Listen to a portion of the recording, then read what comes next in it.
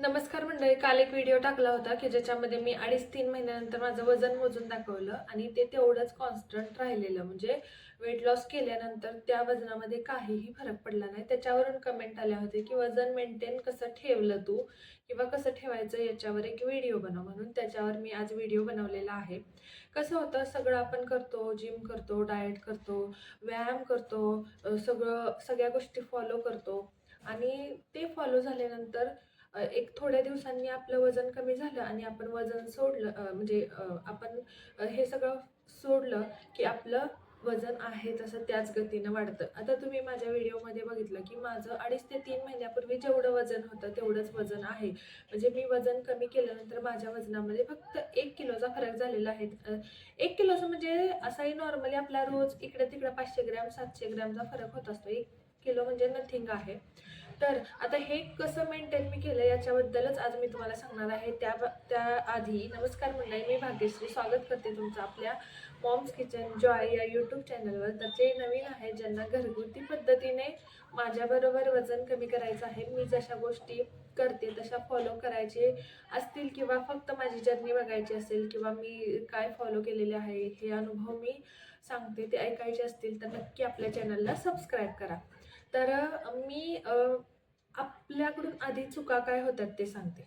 आता चुका काय होतात आपल्याकडून की आपण सुरुवातीला वजन कमी करायचं आहे म्हणून वजन कमी करायचं म्हणजे एखाद्या पेपरचा अभ्यास जर आपण 2-3 महिने अभ्यास केला आणि पेपर दिला तर पास होणार, पण नंतर अभ्यास सोडून दिला तर आपण फेल होणार. बरोबर आहे. अभ्यास केला, पुस्तक रोजच्या रोज वाचलं, पण तेच रोजची जर आपल्याला सवय लागली की हळूहळू थोडंसंच 1च तास रोजचा अभ्यास करायचा, पण नोट्स काढून अभ्यास करायचा आणि सतत करत राहायचा, तर आपण फेल होणार नाही. वर्षाच्या शेवटी सुद्धा आपल्याला चांगले मार्क्स पडणार.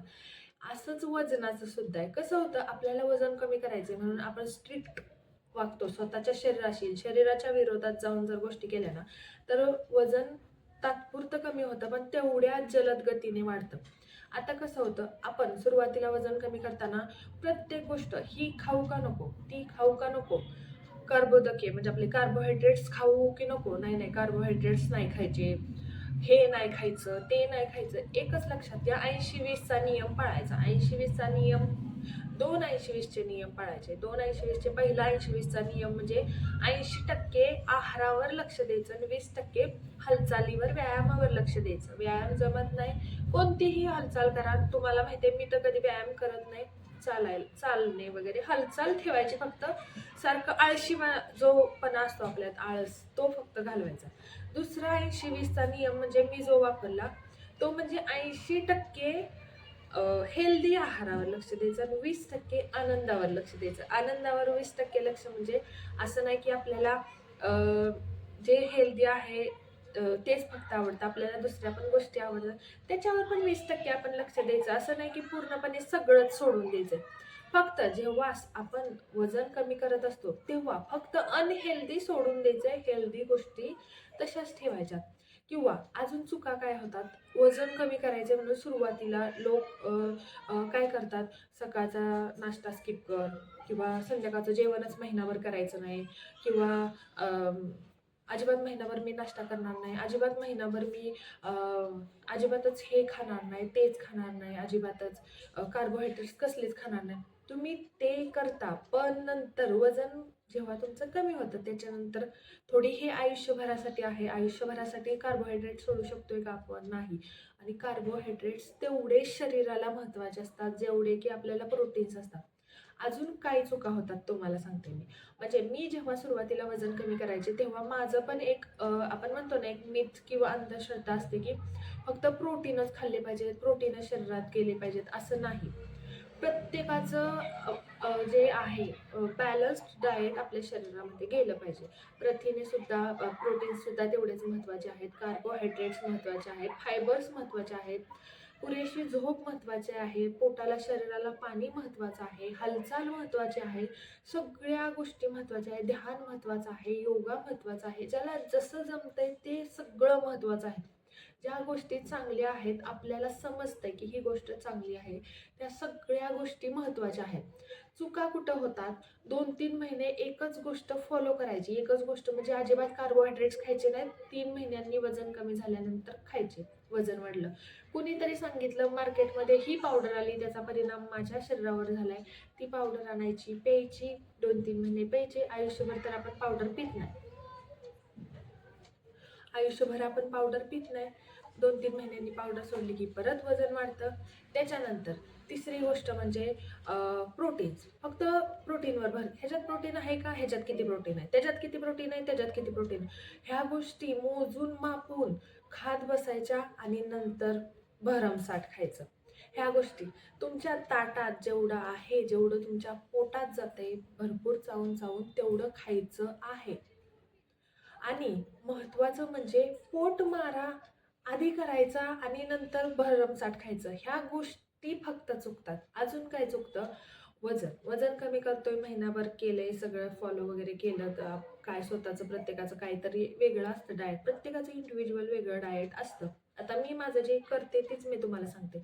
आता ते सपोज तुम्ही फॉलो केलं किंवा मी सपोज फॉलो केलं 1 महिना आणि महिन्यानं माझं वजन बघितलं. आता सुरुवातीला वॉटर रिटेन्शन होतं. वॉटर रिटेन्शन झालं की वजन थोडंसं जास्त कमी दाखवतं सुरुवातीला. त्याच्यानंतर कमीच होत जातं.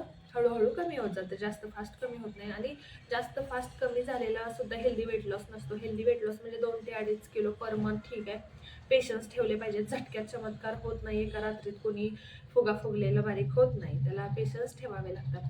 आता सगळं डाएट वगैरे फॉलो केलं आणि महिन्यानं वजन बघितलं. महिन्यानं वजन बघितल्यानंतर अरे वा, माझं वजन कमी झालं. म्हणून आपण चढतो हरभऱ्याच्या झाडावर. झालं माझं वजन. सगळं परत आहे तसं रुटीन सुरू करतो. त्यासाठीच एवढं स्ट्रिक्ट रुटीन स्वतःचं ठेवायचंच नाही की ते बंद केल्यानंतर आपल्याला त्रास होईल. आता मी माझं सांगते. मी असं कोणतं तुम्हाला स्ट्रिक्टली गोष्ट सांगितली जी मी फॉलो केली आधी नाही, परत आता करते नाही, कोणतीच नाही. मी फक्त एकच गोष्ट 3 महिने जास्त सुरुवातीला फॉलो केलेली. नंतर हळू लक्षात घ्या, जेव्हा बाळाचं आपल्याला फीडिंग सोडवायचं असतं तेव्हा आपण अचानक बाळाला दूध पाजायचं बंद करत नाही. म्हणजे ज्या फीडिंग मदर्स आहेत किंवा हे तसं करत नाहीत. बरोबर आहे की नाही? हळूहळू 1 टाईम कमी, नंतर 2, थोडंसं, नंतर फुल्ली. दुसरं उदाहरण द्यायचं म्हणजे बघा ना, कोणत्याही गोष्टी आपण डायरेक्ट असा ड्रास्टिक चेंज आपल्या ह्याच्यात करायचा नाही की आपल्या शरीराला पण ते परवडणार नाही. हळूहळू एकदा आपण आता मी सांगते तुम्हाला, मी फक्त स्ट्रिक्टली काय फॉलो केलं होतं? साखर. ती पण इतकं स्ट्रिक्टली नाही, फक्त चहा पीत नव्हते. अजिबात सुद्धा चहा पीत नव्हते. अजिबात म्हणजे अजिबात. जेव्हा मी पण बाकीच्या ज्या गोष्टी आहेत ना, कार्यक्रम येतात, सणसूद येतात, घरात पाहुणे येतात, आपल्याला वेगवेगळ्या प्रकारचे स्वयंपाक बनवावे लागतात. आपल्या वाटीमध्ये कधी खीर येते, कधी हलवा येतो, कधी आपल्याला कुणी शिरा देतं, कधी कुणी 1 लाडू खा म्हणतं, कुणी 4 लाडू खा म्हणतं. मग अशा वेळेला आपण म्हणू शकत नाही की माझं डाएट चालू आहे, मला नका देऊ, माझं डाएट चालू आहे. नाही, सगळं खायचं, चावून खायचं. 2 मिनिटं बाळा थांब. सगळं खायचं, चावून खायचं. असा असा एवढा अवघड बदल नाही घडवून आणायचा की तो बदल परत स्टॉप केला की वजन वाढलं पाहिजे. हेच सांगायचं होतं. मेंटेन करायचंय ना, आहे ते ताटात आले ते अन्नाचा अपमान आपण म्हणतो ना, अन्न आहे त्याच्यावर प्रेम करायला शिका. त्याला प्रेमाने आत घ्या तुम्ही. जर त्या अन्नाला बघणार, मग म्हणणार खाऊ की नको, ह्याच्यात किती प्रोटीन्स आहेत, ह्याच्यात किती कार्ब्स आहेत, ह्यानं माझ्या शरीराला वजन वाढेल का, ह्याच्यात किती फॅट आहेत, खाऊ का नको. शेवटी खायचं ते खाणारच, पण त्याच्यामध्ये भरपूर हे करत बसणार नाही का. मग असं केलं ना की आपलं शरीर जे आहे ना ते रुटीन करतं, त्याला सवय लागते आणि ती तुम्ही सवय बदलली की त्याचा दुष्परिणाम होतो, म्हणून वजन वाढतं. म्हणून असं काहीच स्ट्रिक्ट क्रॅश असं एकदम असं डाएट करायचं नाही की ज्याच्यामुळं परत ते सोडल्यानंतर हां, अजून एक होतं. 2-3 महिने चांगला व्यायाम करायचा, जिम करायची, हे करायचं आणि परत वजन कमी झालं की सगळं बंद करायचं. शरीर सुस्तवलं की शरीराचं वजन वाढणार. शरीर सुस्तवलं, शरीरामध्ये आळस तयार होणार. आळस आला की आपण सारखं झोपणार, लोळणार आणि शांत मन आपण म्हणतो ना, शांत मन किंवा टाईमपासला काहीच गोष्टी नसल्यावर टाईमपास फक्त पोटातच होतो आपलं. सारखं काहीतरी खावं वाटतं.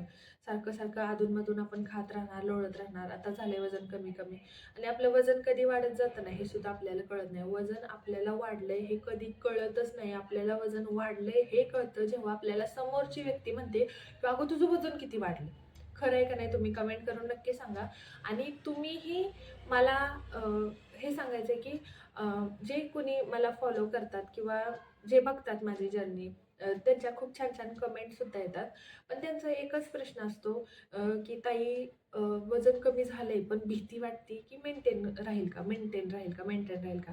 पण लक्षात घ्या, 90 नाही 99% जे आपले सबस्क्रायबर आहेत किंवा जे फॉलो करतात ते सगळे फॅमिलीमध्ये राहत असणार आहेत. आणि फॅमिलीमध्ये राहून स्ट्रिक्ट डाएट करता येत नाही आपल्याला, फॅमिली बरोबर राहूनच सगळं करायला लागतं. त्यामुळं काहीही अवघड डाएट करण्याची सेपरेट गरज नाही आहे. कारण परत तुम्ही कार्यक्रमाला जाणार, परत तुम्ही तुमच्या घरात कार्यक्रम असणार, तुम्ही फॅमिलीमध्ये राहत असणार, मग परत चेंज होणार. त्यापेक्षा जे आहे ते खा, पोटभर खा, चावून खा. फक्त थोडंसं 2-3 महिने स्ट्रिक्ट फॉलो केलं ना, स्ट्रिक्ट म्हणजे फक्त मी सांगितलेल्या गोष्टी, चहा, मैदा आणि मीठ, ह्या गोष्टी फक्त 3 महिने, 3 ते 6 महिने. जेव्हा आता 3-6 महिने मी असं का म्हणते, ज्याचं वजन जास्त ना त्याला थोडे जास्त दिवस लागतात. ज्याचं वजन कमी, आता नॉर्मली 10-15 किलो म्हणजे कमीच आहे, असं काही जास्त वजन नाही आहे. पण ज्याचं 30 वगैरे जास्त वजन असतं ना, त्याला थोडंसं जड जातं, त्याला वर्ष वगैरे लागतं. आणि मेन म्हणजे आत पॉझिटिव्हिटी शरीरामध्ये किंवा मनामध्ये तुम्ही जेवढं पॉझिटिव्ह राहणार ना, तेवढं सगळ्या पॉझिटिव्ह गोष्टी घडतात.